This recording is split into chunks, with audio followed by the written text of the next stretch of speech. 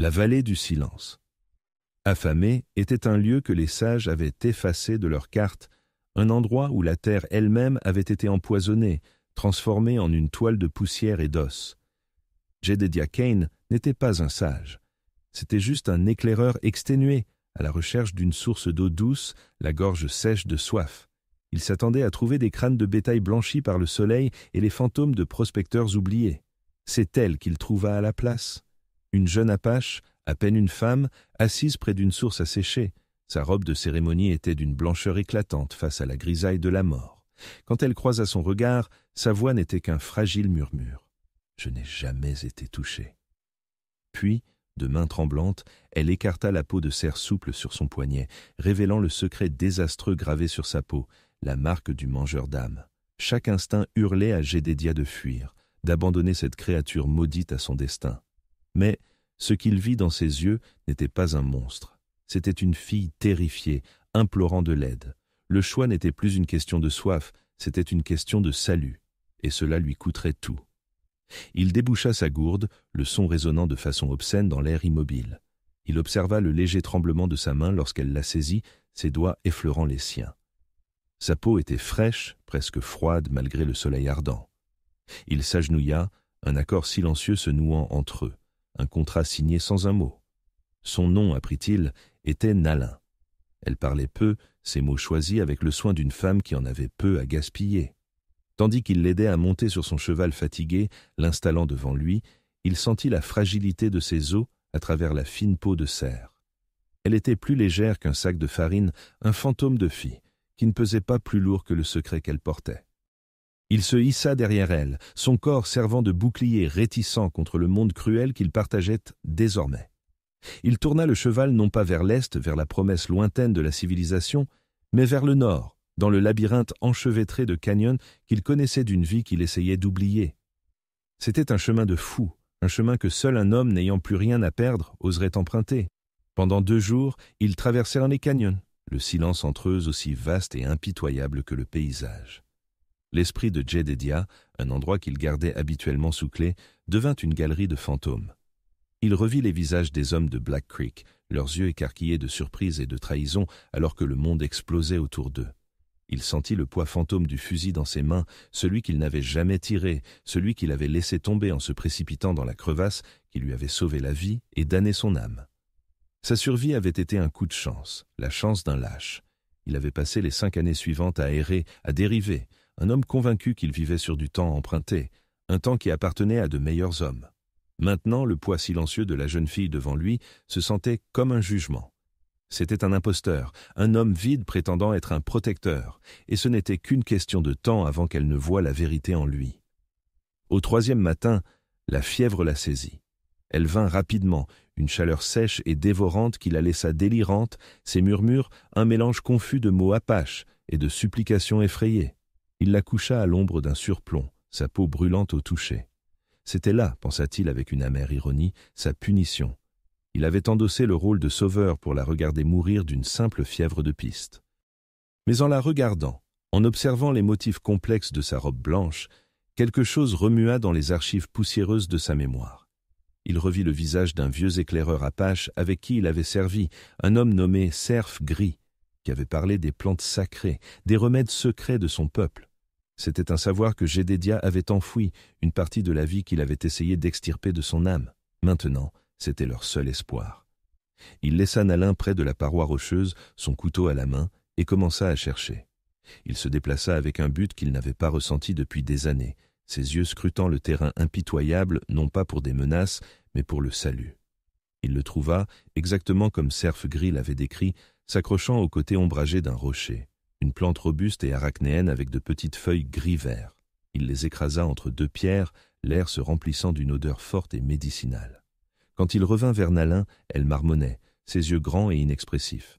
Il mélangea la pâte avec quelques gouttes de leur eau qui diminuait et la força doucement entre ses lèvres. Tandis qu'il agissait, un mouvement fugitif attira son attention. 3 hommes se tenaient à l'embouchure de l'étroit canyon, leurs silhouettes découpées sur le soleil matinal. Ce n'étaient pas des bandits, leurs vêtements étaient trop simples, leurs visages trop propres. Ils se déplaçaient avec le but étrange et coordonné de vrais croyants. Chaque homme tenait un fusil, non pas avec la confiance paresseuse d'un vagabond, mais avec la discipline rigide d'un soldat. L'un d'eux, un homme émacié aux yeux brûlants d'un feu froid, leva la main. « Le vaisseau corrompu doit être purifié, dit-il, sa voix plate dénuée d'émotion. Le prophète l'ordonne. Jedédia sentit un frisson familier et nauséabond. Ce n'était pas un vol, c'était une exécution. Il déposa Nalin doucement, sa main reposant un instant sur son front. La fièvre commençait déjà à tomber. Il se leva, tirant la longue et lourde lame de son fourreau à sa hanche. Il ne sortit pas son pistolet. Une arme à feu était bruyante, une arme à feu était une déclaration, un couteau était un secret. Il s'évanouit dans les ombres du canyon, un fantôme retournant au monde des vivants. Il se déplaça sans un bruit, les leçons d'une guerre oubliée lui revenant avec une clarté brutale et intime. Le premier homme mourut sans jamais le voir, une main sur sa bouche, l'acier, un murmure froid et efficace dans sa gorge. Le second se retourna, ses yeux s'écarquillant de surprise pendant une fraction de seconde avant que le couteau de Jedédia ne trouve l'espace mou sous ses côtes. Le troisième, le chef émacié, réussit à tirer un seul coup paniqué qui ricocha follement sur la paroi du canyon. Jedédia franchit la distance en 2 enjambées silencieuses, la fureur juste de l'homme se dissolvant en un murmure gargouillant alors que son sang trempait le sol assoiffé. Ce fut terminé en moins d'1 minute. Dans la poche du chef, il ne trouva pas une montre en or ou une bourse de pièces, mais un petit livret de dévotion imprimé à bas prix, sa couverture ornée de l'image d'un œil unique, omniscient. L'Aube nouvelle, tel était son nom. Ce n'était pas la fin de leur problème, c'était juste le début. Le livret de dévotion était fragile dans les mains de Jedédia, son papier bon marché contrastant fortement avec la sombre réalité des 3 corps qui refroidissèrent dans la poussière. Le symbole de l'œil était imprimé sur sa couverture, une sentinelle unique et imperturbable qui promettait la révélation, mais ne livrait que la mort. Il le glissa dans sa poche, un nœud froid se serrant dans son ventre. Nalin était réveillé à son retour, sa fièvre tombait, ses yeux clairs et vigilants. Elle vit le sang frais sur sa chemise en peau de daim, mais ne dit rien. Les mots étaient inutiles. L'odeur de la violence flottait dans l'air, une âcreté métallique qui dominait la poussière et la sauge. Pendant 1 semaine, ils poussèrent vers le nord, naviguant dans un labyrinthe de sentiers oubliés que Jedédia tirait des chambres closes de sa mémoire. Il ressentait une sombre satisfaction dans l'acte, le fait de solliciter un muscle qu'il avait laissé s'atrophier. Il lui apprit à trouver de l'eau, à lire le langage subtil de la terre. En retour, elle lui apprit le silence. Non pas le silence vide et creux de son exil auto-imposé, mais un silence vivant, rempli du bruissement d'un lézard sur une roche chaude, du cri lointain d'un faucon, du rythme de leur propre respiration.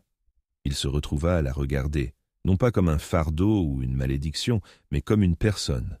Il vit la résilience tranquille dans ses mains, l'esquisse d'un sourire quand il réussissait à attraper un lapin pour leur dîner, la profonde tristesse dans ses yeux quand elle pensait qu'il ne la regardait pas. Ils trouvèrent la ville de rédemption accrochée au flanc d'une montagne, un ensemble de cabanes battues par les intempéries qui avaient depuis longtemps cédé au vent et à la poussière. C'était une ville fantôme, un lieu de rêves brisés et de prospecteurs oubliés, et pour eux, c'était un sanctuaire. Ils s'abritèrent dans l'ancien bureau du peseur d'or, son toit miraculeusement intact. Pour la première fois depuis des semaines, ils avaient donc 4 murs solides et une porte qui pouvait être barricadée. Jedédia sentit une paix étrange et inconnue s'installer en lui en regardant Nalin balayer méticuleusement le sol avec un balai de fortune.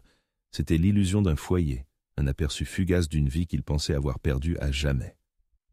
L'illusion fut brisée l'après-midi suivant. Un homme entra en ville, son manteau noir une entaille nette sur les bruns mat du paysage. Il était grand, son visage un masque de sérénité. Il ne montait pas avec l'affaissement las d'un voyageur, mais avec la posture droite d'un homme qui croyait que le monde était sa chair. C'était le prédicateur, Marcus Thorne. Il arrêta son cheval au milieu de la rue, ses yeux fixant le bureau du peseur d'or comme s'il avait reçu une carte divine. Il ne tira aucune arme. Il attendit simplement. Jedédia observait depuis la fenêtre sale, sa main posée sur la crosse de son pistolet. Les partisans de Thorne, une douzaine d'hommes silencieux, s'infiltrèrent dans la ville, prenant position avec une menace tranquille et disciplinée. Thorne descendit de cheval et s'approcha du bureau, ses pas étant le seul son dans la ville morte. « Jedédia Kane !» appela-t-il, sa voix non pas un cri, mais une invitation calme et raisonnable. « Un homme de votre réputation devrait savoir quand un combat est déjà perdu. Je ne suis pas ici pour vous, je suis ici pour la jeune fille. » Jedediah ouvrit la porte, sortant sur le trottoir brisé, son corps servant de bouclier devant l'entrée où se tenait Nalin. « Elle n'est pas à vendre, prédicateur. » Thorne sourit, une expression mince et apitoyée. « À vendre ? Mon cher homme, vous me méprenez. Je ne suis pas un marchand. Je suis un sauveur. Cette marque sur son poignet, celle que vous croyez être une malédiction, c'est le signe de sa lignée sacrée. Mon peuple, nous mourrons. Une maladie débilitante, un fléau de l'esprit qui laisse nos enfants faibles et nos femmes stériles. La marque est une carte, une clé pour un remède que son peuple a thésaurisé pendant des générations. » Nalin sortit de derrière Jedediah, sa voix claire et forte. Il ment. La marque n'est pas une carte. L'histoire du mangeur d'âmes est un bouclier, un mensonge que nous racontons pour nous protéger des hommes comme vous. Mon toucher, il peut guérir. Mais le don n'est pas un remède à embouteiller et à vendre. C'est un équilibre. Il faut une vie pour donner une vie. Le masque de piété sereine de Thorne glissa, ses yeux étincelants d'une faim désespérée et prédatrice. Alors le prix sera payé. Jedediah, je vous donnerai 1000 $ en or pour elle, assez pour recommencer, pour bâtir une vie, pour oublier les fantômes qui vous hantent. Il fit signe à 2 de ses hommes qui ouvrirent une sacoche remplie de l'éclat terne des pièces. L'offre flottait dans l'air, lourde et obscène. Jedediah regarda Nalin, la terreur défiante dans ses yeux, puis l'or. Il pensa au visage de Black Creek, aux années qu'il avait passées à fuir un seul moment de peur. Il sentit le poids froid de cette lâcheté, une maladie dans sa propre âme. Il regarda Thorne, et pour la première fois en 5 ans, sa voix ne contenait aucune trace d'apathie.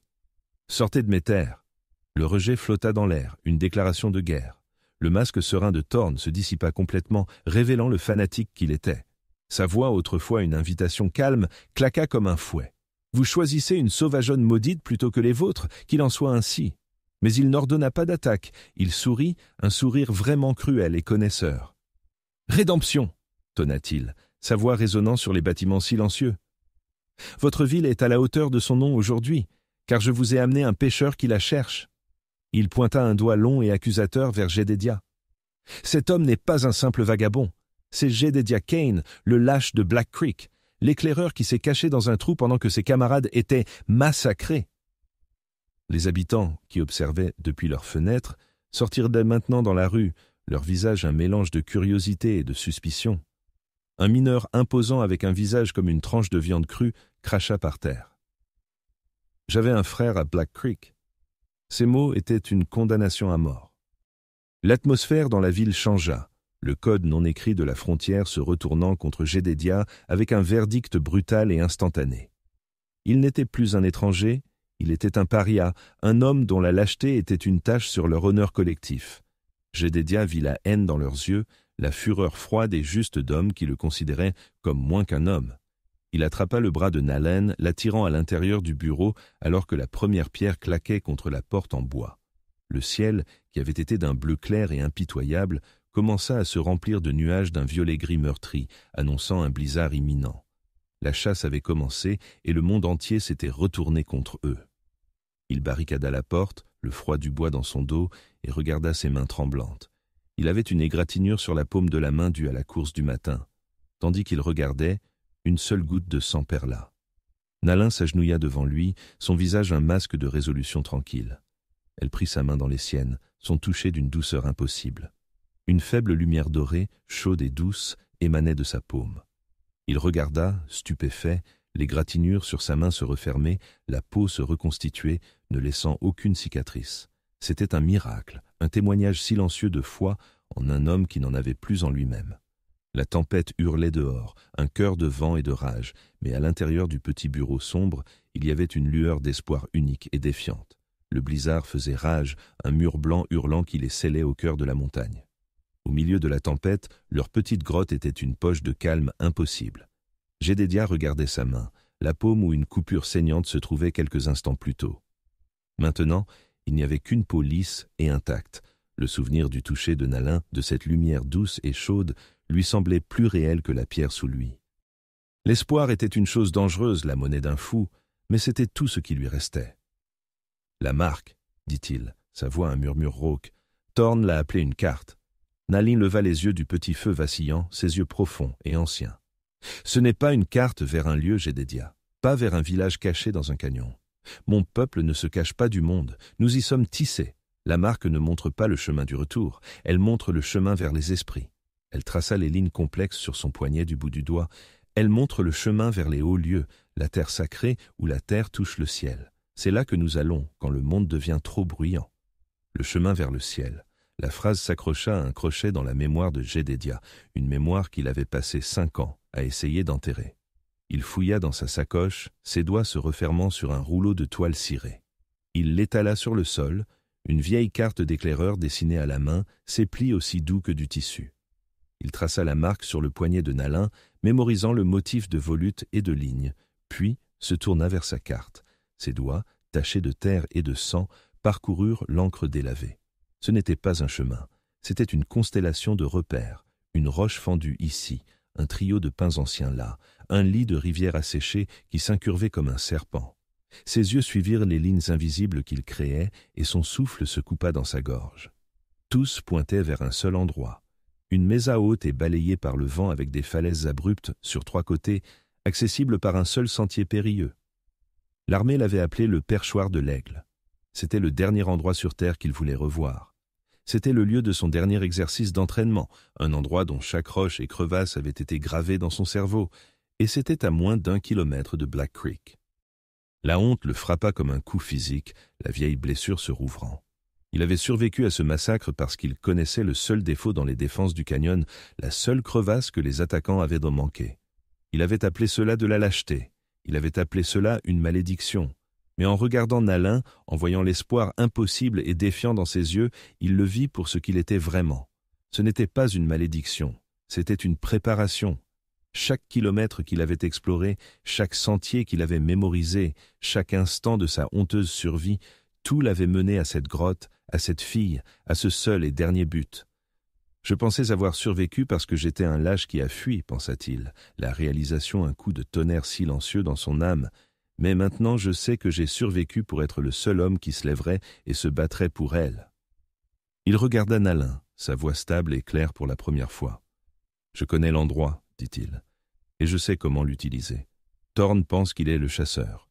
Il est temps de lui rappeler ce que ça fait d'être la proie. » Il se déplaçait au cœur de la tempête, le blizzard servant de manteau. Jedediah n'était plus un vagabond, il était un instrument du paysage lui-même. Il utilisait le vent pour couvrir leurs traces et la neige aveuglante pour masquer leurs mouvements. Il mena les hommes de Thorn dans un canyon étroit, où il avait tendu un piège, déclenchant une cascade de lourdes roches et de neige sur eux. 3 hommes furent enterrés sans un bruit. Il les guida sur une pente d'éboulis gelée, sa surface affaiblie par un canal qu'il avait creusé des heures auparavant. 2 autres disciples du prophète tombèrent dans le gouffre en contrebas, leurs cris juste engloutis par la tempête. C'était un fantôme, un spectre de la montagne, transformant la poursuite acharnée des chasseurs en une marche funèbre. L'ultime confrontation eut lieu au sommet du perchoir de l'aigle alors que le blizzard commençait à se calmer. Thorn et ses 4 derniers hommes trouvèrent Jedediah et Nalin, qui les attendaient sur la terre sacrée, une mesa plate et ouverte entourée d'une chute abrupte de 1000 pieds. Le visage de Thorn était un masque de fureur, sa piété sereine brûlée par le froid et la perte de ses hommes. « Le Seigneur vous a livré à moi, blasphémateur, rugit-il. « Ce n'est pas le Seigneur qui vous a mené ici, prédicateur, dit Jedediah, sa voix calme, son pistolet stable dans sa main. C'est moi. » Le combat ne fut pas une bataille, ce fut une moisson. Jedediah avait utilisé la matinée pour préparer le terrain, et maintenant, il en récoltait les fruits. Une longueur de corde envoya un homme basculer par-dessus le bord. Une plaque de glace glissante, soigneusement dissimulée sous une couche de neige, en emporta un autre.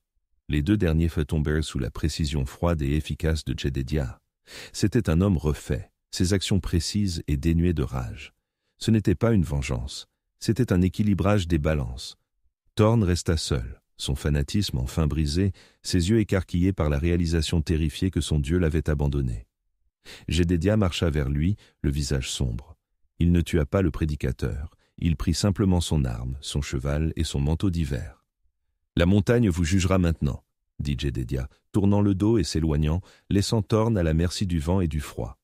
Ils trouvèrent le village de Nalin niché dans une vallée cachée 2 jours plus tard, un endroit d'un vert impossible dans un monde de roches rouges. Les retrouvailles furent une affaire tranquille et solennelle, une rivière de larmes non versées et de mains douces et compréhensives. Jedediah se tenait à distance, un étranger qui avait ramené leur enfant perdu à la maison. Il avait l'intention de partir ce matin-là, de disparaître dans la nature sauvage, son but étant accompli. Mais le père de Nalin, un vieil homme sage aux yeux qui voyait tout l'âme, posa une main sur son épaule. « Un homme qui ramène un faucon au nid a sa place ici, dit-il. Reste, enseigne-nous ce que tu sais. » Le printemps était arrivé dans la vallée. Les neiges avaient y fondu et les ruisseaux coulaient, pleins et rapides. Jedediah Kane était toujours là. Il n'était pas parti. Le matin, il emmenait les jeunes guerriers dans les hautes terres, leur enseignant l'art subtil du pistage, le langage silencieux de l'éclaireur, le savoir qu'il avait autrefois considéré comme une malédiction. L'après-midi, il travaillait avec les hommes, abattant du bois, façonnant les troncs avec une habileté qu'ils ne se connaissaient pas. Ensemble, ils construisaient une tour de guet sur la crête surplombant l'entrée de la vallée, une sentinelle permanente contre les dangers du monde extérieur. Ils se tenaient sur la plateforme inachevée, l'odeur propre du pain forte dans l'air frais, et regardaient la vallée, la fumée s'élevant des tipis, les enfants riant près du ruisseau, Nalin s'occupant de son jardin. Il n'était pas un vagabond, il n'était pas un lâche, il était un gardien, il était chez lui.